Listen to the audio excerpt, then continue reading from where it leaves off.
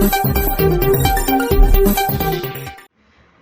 દર્શક મિત્રો, સિનોર સમાચારમાં આપ સૌનું હાર્દિક સ્વાગત છે। ભરૂચ જિલ્લાના ઉમરલા ગામે ત્રાટકેલા તસ્કરો સોના ચાંદીના દાગીના સહિત રોકડ રકમની ચોરી કરી પલાયન થઈ જતા સમગ્ર પંથકમાં ચકચાર મચી।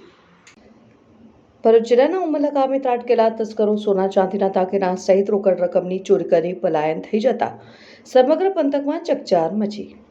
ઉમરલા પોલીસ મથકેથી મળતી માહિતી અનુસાર હાલ કવાસ ગામ હજીરા રોડ સુરત ખાતે નોકરી કરતા અને બાપજી ફળિયા ઉમરલા ખાતે તેઓનું મકાન આવેલ હોય તે મકાન બંધ હોય ગતરોજ તસ્કરો આશરે 5:45 વાગ્યાના અરસામાં દરવાજાનો કોઈક સાધન વડે નકુચો તોડીને ઘરમાં ઘૂસી તિજોરીમાં મૂકેલ સોના ચાંદીના દાગીના જેની કુલ કિંમત ₹95,000 તથા રોકડા ₹1,500 મળીને કુલ કિંમત ₹96,500ની મત્તાની ચોરી કરી તસ્કરો પલાયન થઈ ગયા હતા।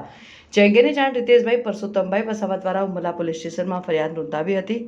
જે ફરિયાદને આધારે ઉમરલા પોલીસે વધુ તપાસ હાથ ધરી છે।